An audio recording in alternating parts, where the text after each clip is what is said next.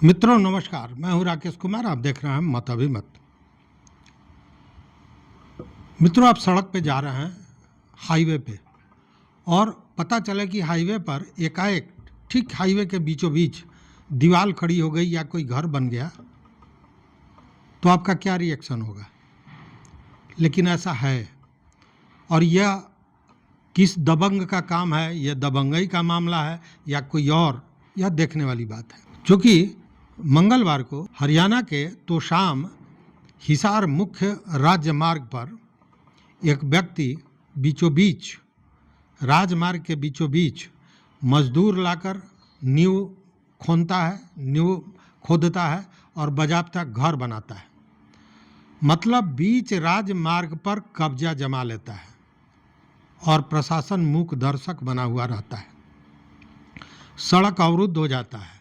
चूँकि राजमार्ग है, सैकड़ों की हजारों की संख्या में गाड़ियाँ आ जा रही हैं।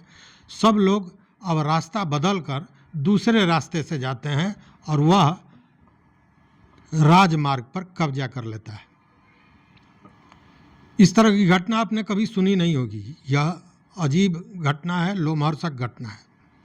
देखिए, इसके पीछे मामला क्या है कि यह बुधवार का मामला है और बाजाबता यह जो व्यक्ति है राजेंद्र जैन, यह तोशाम हिसार मुख्य राजमार्ग पर पहुंचता है। वहीं पे एसडीएम का बंगला है। एसडीएम के बंगला के ठीक सामने सड़क पर बीचों बीच वह अपना घर बनाने लगता है, दीवार खड़ी करने लगता है। अलबत्ता उसको कब्जा कराने वाले राजस्व विभाग के लोग ही होते हैं जो नाप कर उस ज़मीन को देते हैं। तो फिर आखिर ये मामला क्या है, माजरा क्या है? बड़ा आश्चर्यजनक है। देखिए, हुआ क्या कि राजेंद्र जैन का 3 खेसरा ज़मीन वहाँ पे है और उस ज़मीन पर बिना भूमि अधिग्रहण किए हुए, बिना ज़मीन भूअर्जन किए हुए, उसको सूचना दिए हुए, उसकी ज़मीन पर लोक निर्माण विभाग ने राजमार्ग बना दिया। उस व्यक्ति का ज़मीन कब्जा कर लिया विभाग ने, सरकार ने। अब इसको लेकर यह जो व्यक्ति है राजेंद्र जैन, वह 4 साल पूर्व तोशाम न्यायालय में एक याचिका दायर किया और उसने अपनी व्यथा सुनाई कि हमारा 3 खेसरा है, जो ज़मीन होता है 105 गज, उसे जबरन कब्जा करके उस पर राजमार्ग बना दिया गया है। अब न्यायालय ने बाजाबता राजेंद्र जैन के पक्ष में फैसला सुना दिया। अब इस फैसले के बाद विभाग चला गया हाई कोर्ट में और हाई कोर्ट ने भी इस फैसले को बरकरार रखा और साथ में प्रशासन को ये निर्देश दिया कि बाजाबता इस व्यक्ति राजेंद्र जैन की ज़मीन पर इसका कब्जा दिलाइए। और मजबूरी में राजस्व विभाग के लोग ही, जो तोमास हिसार मुख्य राजमार्ग है, उस पर मापी करके बाजाबते राजेंद्र जैन की ज़मीन चिन्हित किए और राजेंद्र जैन नींव खोदकर उस पर दीवार खड़ी कर दिया। अब स्वाभाविक है कि राजमार्ग है, हजारों की संख्या में गाड़ियां आती हैं जाती हैं, पूरा रास्ता अवरुद्ध हो गया, कोई दूसरा उपाय नहीं। तब यह हुआ कि सभी गाड़ियों को हांसी मार्ग से हिसार की ओर जो जाने वाली रोड है उधर डाइवर्ट किया जाए और अब उसके बगल में दूसरा मतलब एक मार्ग बनेगा। उसके बाद यह राजमार्ग चालू हो पाएगा। तो ये कहानी है। लेकिन इतने ही पर मामला समाप्त नहीं होता है। अब एक दूसरा मामला समझिए, और यह मामला मैं इसलिए बता रहा हूँ कि राजस्व विभाग ज़मीन पर जबरन कब्जा, भू माफिया, इन सारे चीज़ों की बातें होती है। और मैं बार बार कहता हूँ कि सबसे बड़ा भू माफिया अगर कोई है तो वो सरकार है, राजस्व विभाग है, राजस्व विभाग के लोग हैं, पुलिस है, पदाधिकारी हैं। चूँकि बिना इनके सह के कोई भी भू माफिया आगे बढ़ ही नहीं सकता है। इसीलिए मैं ये कहानी आपको सुना रहा हूँ। अब दूसरी कहानी सुनिए। दूसरी कहानी भी हरियाणा की है। हरियाणा के कुरुक्षेत्र की, हरियाणा स्टेट हाईवे की कहानी मैं बता रहा हूँ। यह घटना है 10-15 दिनों पहले की। देखिए यहाँ क्या हुआ कि 1987 में यह स्टेट हाईवे बना और इसे पीडब्ल्यूडी ने बनवाया। यहाँ पे क्या हुआ कि यहाँ पर एक व्यक्ति हैं अमृतसरी फार्म निवासी बलविंदर सिंह। पता चला कि एक दिन सवेरे उठे और सवेरे उठकर जो वो स्टेट हाईवे है उस पर दीवार खड़ी कर दी है बीचों बीच, रोड दोनों तरफ अवरुद्ध हो गया। जब रास्ता अवरुद्ध हुआ तो हाय तौबा मचा, शासन प्रशासन के लोग आए।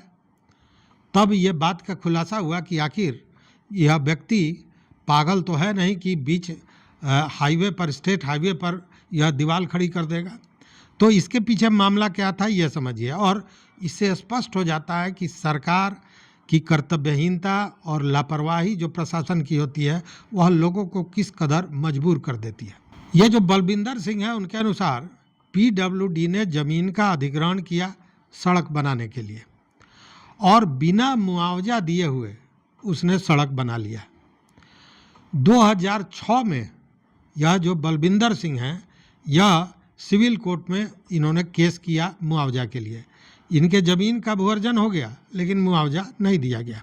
उसके बाद 2018 में उनके पक्ष में फैसला आया और उसके बाद पीडब्ल्यूडी जिसने उस पर सड़क बनवाया था वह हाई कोर्ट चली गई।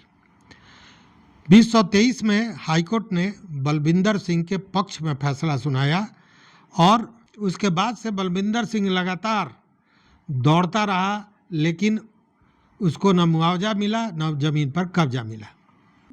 वह गुहार लगाता रहा कि अगर मुझे पैसा नहीं मिला तो मेरे ज़मीन पर हमको कब्जा दिया जाए। और अंत में जब प्रशासन इस मामले को लेकर कोई सुनवाई नहीं कर रही थी तो बलविंदर सिंह ने एक दिन सवेरे मजदूरों को बुलाया और हाईवे के बीचों बीच जो उसका सड़क था उस पर उसने स्वयं कब्जा कर लिया, दीवार खड़ी कर दिया। अब पसीने छूटने लगे पदाधिकारियों को। उसके बाद पदाधिकारी किसी तरह मेल मिलाप का रास्ता निकाले। उन्होंने कहा कि हम जो विभाग है पीडब्ल्यूडी उसने कहा कि जो भी बकाया है वो दिया जाएगा, हम सरकार से बात करेंगे। और तमाम मिन्नतों के बाद वह जो बलविंदर सिंह है वो माने। अब देखने वाली बात है कि मना तो लिया विभाग ने या प्रशासन के लोगों ने, इनको अब मुआवजा मिलता है या नहीं यह देखने वाली बात है। लेकिन उस व्यक्ति को मजबूर कर दिया प्रशासनिक जो असंवेदनशीलता थी, काम के प्रति लापरवाही थी। और रैयत, आप जन सेवक हैं और जनता के ज़मीन को आपने ले लिया, रैयत के ज़मीन को ले लिया लेकिन मुआवजा नहीं दिया। अंत में वह व्यक्ति हार कर अंतिम फैसला लिया और स्टेट हाईवे पर जाकर दीवार खड़ी कर दिया। तो आप इससे समझ सकते हैं, और ये मैं कहानी इसलिए बता रहा हूँ कि बिहार में ऐसे एक नहीं, दर्जनों नहीं, सैकड़ों मामले हैं जहाँ पे ज़मीन ले लिया जाता है, मुआवजा नहीं दिया जा रहा है। लोग 20-20 बरसों से घूम रहे हैं। और अगर आप हमारा ये वीडियो देख रहे हैं तो आप भी जानते होंगे, अगर आप इसके भुक्तभोगी नहीं हैं तो निश्चित रूप से आपके आस पड़ोस, आपके कोई संबंधी जरूर इसके भुक्तभोगी होंगे और प्रशासनिक लापरवाही का दंश झेल रहे होंगे। और तब ऐसे में अगर मैं कहता हूं कि सबसे बड़ा भूमाफिया शासन प्रशासन के लोग हैं, राजस्व विभाग के लोग हैं, पुलिस प्रशासन है, तो मैं गलत नहीं कहता हूं, क्योंकि बिना उनके सह के भूमाफिया कभी दूसरे के ज़मीन पर कब्जा नहीं कर सकता है। सबसे बड़ा भूमाफिया के रूप में कौन है तो सरकार है। अभी देखिए बिहार में लाखों की संख्या में ज़मीन को रोक दिया गया है, उसके निबंधन पर रोक लगा दी गई है, रैयती ज़मीन पर भी। कारण किसी को पता नहीं है। और किन खेसरा पर रोक लगाई गई है यह भी सार्वजनिक नहीं किया गया, लोग को पता ही नहीं है। जब वो ज़मीन खरीद बिक्री करने जाते हैं रजिस्ट्री ऑफिस में तब पता चलता है कि उनके ज़मीन पर रोक है। तो यह है प्रशासन की कार्यप्रणाली।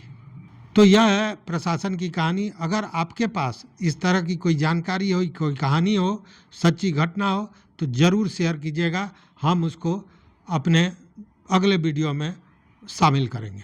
तो देखते रहिए मत अभिमत। मित्रों, चैनल पर नए हो तो सब्सक्राइब कीजिए, लाइक कीजिए, दोस्तों के साथ शेयर कीजिए और अपना विचार जरूर दीजिए। बहुत बहुत धन्यवाद, कोटिशः आभार।